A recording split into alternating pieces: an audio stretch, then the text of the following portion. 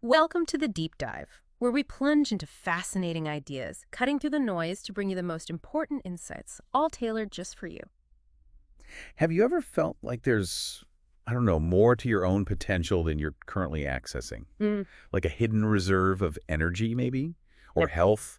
Or even influence over your Oh, circumstances? definitely. That feeling that there's something untapped. Exactly. So today, we're taking a deep dive into Israel Regardie's work, The Art of True Healing. It's quite transformative stuff. It really is. Our mission here is to unpack how this text describes a universal life force, kind of like an inner superpower, you could say. Yeah, that's a good way to put it. And it gives practical step-by-step instructions to consciously access it, not just for healing, but for, well, shaping your whole life. hmm Okay, let's unpack this. It's truly a roadmap, I think, to self-mastery. It reveals a vitality we often just overlook. Absolutely.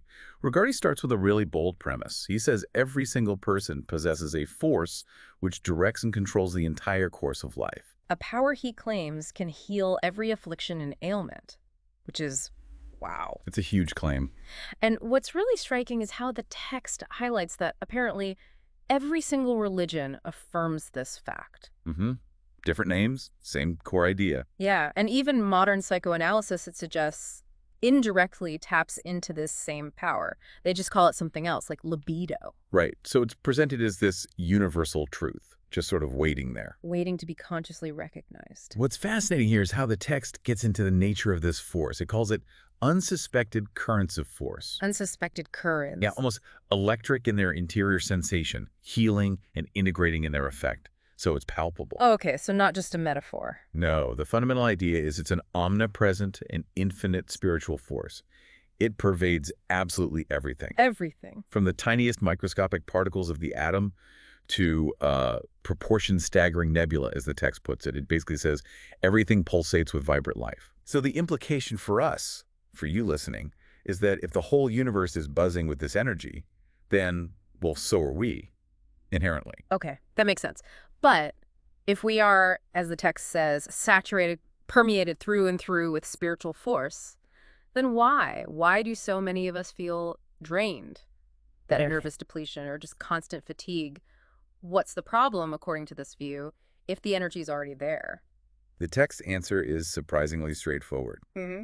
It's resistance to its flow. Resistance, like a blockage. Exactly. Think of it like a river. The water's always flowing, but if you build a dam or there are rocks and debris, It gets blocked up. precisely. And this resistance, it stems from things like complacency and confusion of his mental outlook or moral cowardice, maybe a false perception of the nature of life. Things we might not even be aware of. That's the key. It's often unconscious. It forms what the author calls a crystallized shell of prejudices and ill-conceived fantasies. You'd imagine years of unexamined beliefs, emotional habits. They build this invisible barrier. And it blocks the light of life, as he puts it, from really getting through. So our limitations aren't external, they're self-created, often. That's the powerful takeaway here, I think. Yeah. That idea of unconscious resistance, it really makes you think, doesn't it? How we might be, I don't know, tripping ourselves up. Mm-hmm. So how does Regardie suggest we start dismantling these invisible walls? How do we tap into this vitality that's supposedly all around us? Well, he outlines two crucial initial steps. Mhm. The first is a conscious realization. Okay. A conscious realization of the vast spiritual reservoir in which we live and move and have our being. It's not just thinking it, it's really knowing it. But how does that, intellectual effort, just realizing something, actually change things tangibly? In your body or life, it seems almost too simple. It does sound simple, but the text explains that this deep conscious realization automatically breaks down or dissolves something of the hard, inflexible shell of the mind. Ah, so it chips away at the resistance. Exactly. And when that resistance softens, life and spirit can pour abundantly. The result, health spontaneously arises. Because, health is the natural state when energy flows freely. Okay. And it even suggests this internal shift can attract helpful people, positive circumstances, the amenities of life, because your whole energetic vibe changes. So it's about getting out of your own way, essentially, tuning into that flow. You got it. Okay, so building on that, the second step, it's surprisingly simple, again, but feels profound. Regulated breathing. Yes. This is where it gets really interesting for me. Why is breath, something we do constantly without thinking, so central to accessing this force? The insight here is that the air we breathe isn't just, oxygen and nitrogen. It's highly charged with vitality, prana, chi, whatever you want to call it. Right. Life force. Yes. And the technique described is quite precise. It's rhythmic breathing at fixed times. You inhale slowly to account, say, 1, 2, 3, 4, Okay. and then exhale to the same beat, 1, 2, 3, 4. The rhythm is key then. Absolutely. The text emphasizes it is the very rhythm itself which is responsible for the easy absorption of vitality from without and the acceleration of the divine power within. Oh. It's like you're tuning your body like an instrument, syncing it up with the immutable rhythm of nature. It's a direct line in. And I remember reading, before you even get to the rhythmic breathing, he stresses the art of relaxation. Crucial prerequisite, yes. Going through each muscle, consciously telling it to loosen up. From toes to head. It's more active than just collapsing on the sofa. It absolutely is. It's not just about feeling comfy. It's about preparing the body, making it receptive, removing physical tension, which is another form of resistance. Right. And the effect described is pretty profound. As the lungs get into the rhythm, it spreads. It communicates and extends to all the surrounding cells and tissue. Wow. The whole body starts vibrating in unison. And people often report a real sensation, gentle pricking and warmth maybe, feeling like an inexhaustible storage battery of power. That's a definite sign something's happening. It's your body confirming. Yeah. Energy flow engaged. Now this leads us to something fundamental. The author argues that many healing systems, mental, spiritual, whatever, they miss something important. These corresponding centers and organs in our mental and spiritual nature. Like we have physical organs for digestion, we have these psycho-spiritual organs. What exactly are those? It sounds a bit metaphorical. It does sound metaphorical, but think of them as real energetic power centers.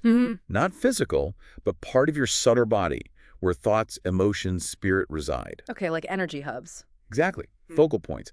They absorb, distribute, and kind of step down cosmic energy, making it usable for us, like transformers. Ah. Now, things like prayer might use them unconsciously, right?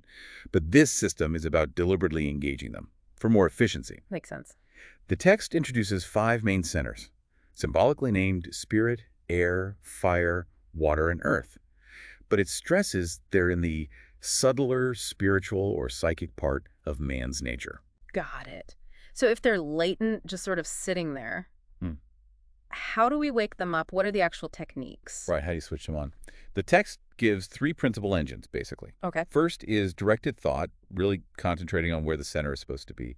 Second is sound, intoning or vibrating specific certain names, which act like vibratory rates. Like tuning forks. Kind of, yeah, energetic to use. And third is color, visualizing a specific color and shape for each center. So thought, sound, and color. A Yep. multisensory activation. Exactly. And this combination gradually awakens the centers from their latency. And when they wake up, they pour a stream of highly spiritualized energy and power into the body and mind. Okay. If you connect it to the bigger picture, it's about consciously tuning yourself, like tuning a radio to different frequencies within you. Okay, let's walk through that. The activation process for the 5 centers, starting at the top, the middle pillar technique, right? That's the one. It's quite an experiential journey. So first, at the crown of the head, you visualize the coronal sphere. Above the head. Just above, a ball or sphere of brilliant white light. And as you hold that image, you vibrate the name Ihie. Ihie, it means I am. It resonates with your indwelling or overshadowing divinity. It's the connection point. And what does that feel like? The text says, enormous charges of spiritual power make their way into the brain. You might feel vitality flooding your whole body, maybe even that faint pricking sensation in fingers and toes. A tangible sign. Okay, so you've made that connection at the crown. Where does the energy go next? From that white sphere, you imagine a shaft of white light going down to the throat, where it forms a second sphere. That's the air center. Throat center. Okay. Yeah. And here you vibrate Jehovah Elohim. Yehovah Elohim. Exactly. And it's important the text notes these biblical names aren't about religion here. They're used empirically, like vibratory P notes. Passwords, almost. Yeah, or doorways into the parts of the psyche we're usually unconscious of. Energetic signatures. Gotcha. And from the throat? The shaft keeps going down to the solar plexus, just below the breastbone, forming the fire center. Ah, the emotional center for many. Precisely. notoriously associated with the emotional nature, the text says. Here, you vibrate Jehovah Eloah Vidas, or you can use the simplified IAO, Yeah. Oh. EAO, and stimulating this center is said to help dissolve that hard and fast barrier between consciousness and the unconscious. So it helps with integration, releasing stuck emotions. Exactly, leading towards integration and wholeness. Okay, and further down. Down to the pelvic region, visualize the water center there, another radiant sphere. And the vibration. Shadi el Chai. Shadi el Chi. Shadi el Chi. Okay. And interestingly, the text clarifies this practice isn't about repressing sexual energy, but it can remove unwanted stimulation through sublimation. So transforming it, redirecting it. Yes, transforming it into higher creative or spiritual expression. Right, and finally grounding this whole column. The last sphere, the earth center, visualize right at your feet, connecting you to the earth. And the name. Adonai Haaretz. Adonai Haaretz. Adonai Haaretz, okay. Got it. And once you've activated each one, you visualize the whole thing. The entire shaft of silvery light, studded, as it were, with 5 gorgeous diamonds of incomparable brilliance, crown to feet. Like your personal energy spine, fully lit up. That's a great image for it, yes. So, okay, the centers are active, this pillar of light is there, but what do you do with it? What's the next step to really use this energy? The crucial next step, circulation. Got to get the energy moving. Circulation. The text gives 3 main ways. First, lateral circulation. Energy flows down your left side, then up your right, like a circuit. Okay, left down, right up. Second, front-back circulation. Down the front of your body, up the back. Front down, back up. Got it. And third, fountain circulation. You draw power up from the earth center at your feet, right up to the spirit center at the crown, and then you let it cascade down like a fountain all around you within the confines of the ovoid aura. The aura. So this creates an energy field around you. Exactly. These movements establish this ovoid shape of swiftly circulating substance and power around the body, your aura, extending maybe about arm's length out. Wow. And what's the effect? How does it feel when this circulation is going?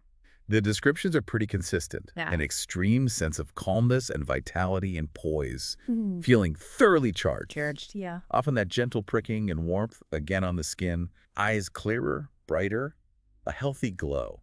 And just every faculty, mental, emotional, and physical, becomes enhanced. A complete energetic tune-up. That's exactly what it sounds like, revitalization. Now, the title is The Art of True Healing, but it sounds like it's for more than just being sick. The text says it's suitable for application to a host of other problems. Oh, absolutely. Healing is just one application. Let's start with physical healing, though. Once this force is circulating, how do you actually direct it to, say, a sore knee or a dodgy stomach? Right. So after you've got the general circulation going strong, you then consciously direct and focus your attention onto the disturbed organ or limb. Just focus your mind there. Yes.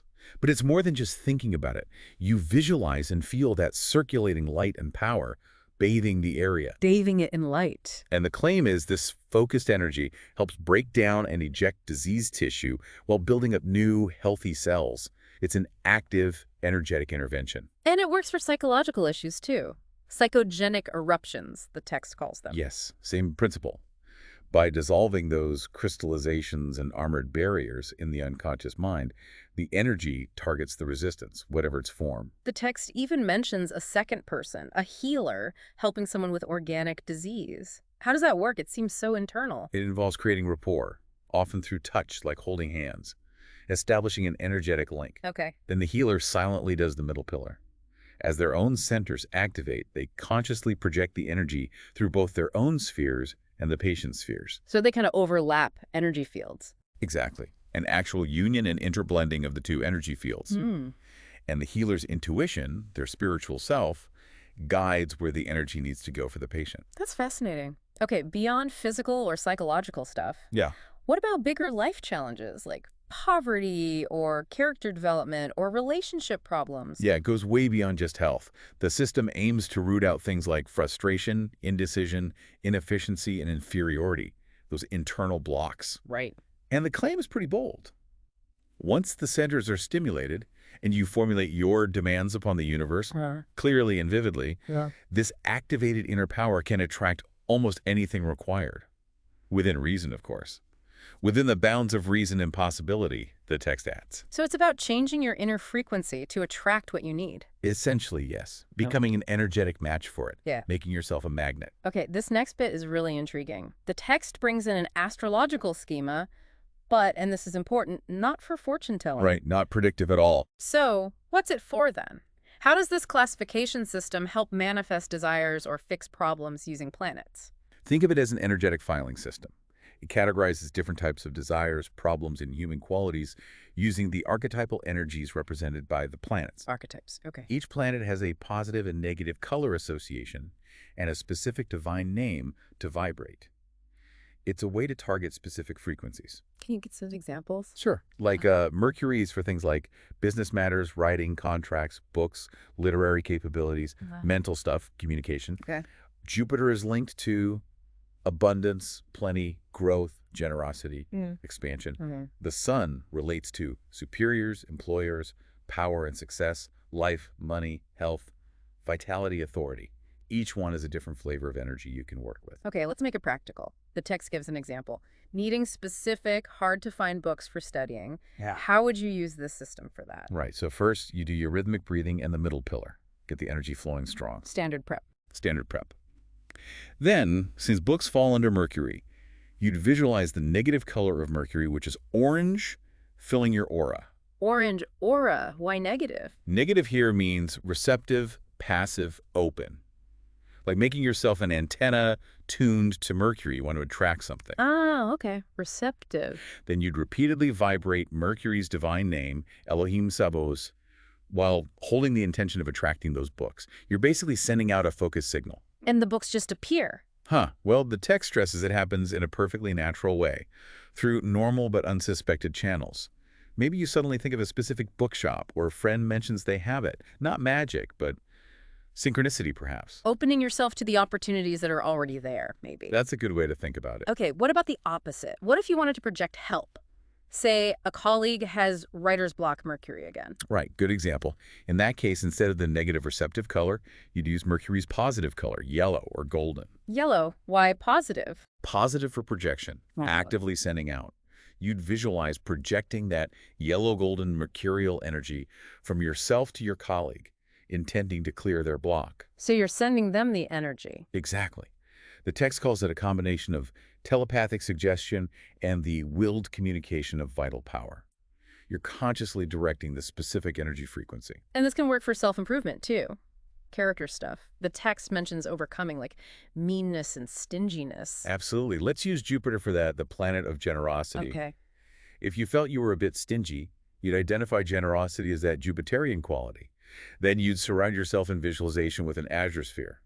Jupiter's negative receptive color, blue.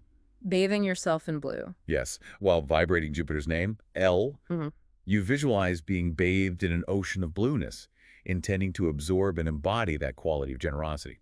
Requires sincerity, of course. And if you were helping a stingy friend? Then you'd project Jupiter's positive color, a rich and royal purple sphere towards them, encouraging generosity within them. Fascinating. Becoming the change or projecting it. It's about consciously working with these archetypal energies. So we've got the realization, the breathing, activating the centers, circulating the energy, directing it with intention, even using these astrological keys. But the author says all of that, all of it, is merely preparatory. Yes, all groundwork. For one final indispensable element, what is this ultimate step? What makes it so critical? The ultimate step is prayer. Prayer. Like traditional prayer? Not necessarily. Not petitioning an external God, usually. Yeah. It's framed more as a spiritual and emotional stimulus, something calculated to bring about an identification with or a realization of our own inner divinity, our own Godhead. Identification with the Godhead. Okay, the core secret, quoting an old text, is inflame thyself with prayer. Inflame thyself. Yeah, it implies fiery intensity, real emotional exaltation, generating such a powerful inner state that you basically transcend your ordinary self. The text says when the soul literally burns up, then the spiritual identity with God is attained. And then the heart's desire is accomplished without effort because God does it. Exactly. It's reaching that peak state where the separation just dissolves. Yeah. Between you and the universal force, you become one with it. And the form of the prayer. That's described as a problem to be solved, each one for himself. Hmm. It could be a poem you love, a scripture like the Lord's Prayer or Psalm 23, maybe those archaic hymns known as invocations. Anything that works for the individual. Anything that genuinely arouses that necessary emotional potential, that inner fervor. The feeling is the key, not the specific words. It's an act of becoming, really not asking. Wow. Okay. So we've really taken a deep dive into Israel Regardie's The Art of True Healing. We've explored this whole system, the life force, the centers, the breathing, visualization, circulation, intention, prayer. It's incredibly comprehensive, It really is a holistic approach to tapping into something profound. connecting the dots between mind, body, spirit, and even our circumstances. But as the text reminds us, right? Anything worthwhile and likely to succeed requires a great deal of work and perseverance. Yeah, this isn't a magic wand, no quick fix here. No, it's presented as a path, a discipline, really, for sustained well-being and the full expression of that spiritual self within. It's an investment in your own energetic potential. So what does this all mean for you listening right now? Well, it raises a pretty fundamental question, doesn't it? If our being truly is saturated, as the text says, with this divine, dynamic life force, Yeah. then what astonishing heights of health, abundance, creativity, self-realization? What could you actually achieve if you consistently worked at dismantling that unconscious resistance? Mm. And if you passionately engage with that immense spiritual power that's apparently already inside you, waiting? A powerful thought to consider indeed. What potential lies dormant? Exactly. Thank you for joining us on this deep dive.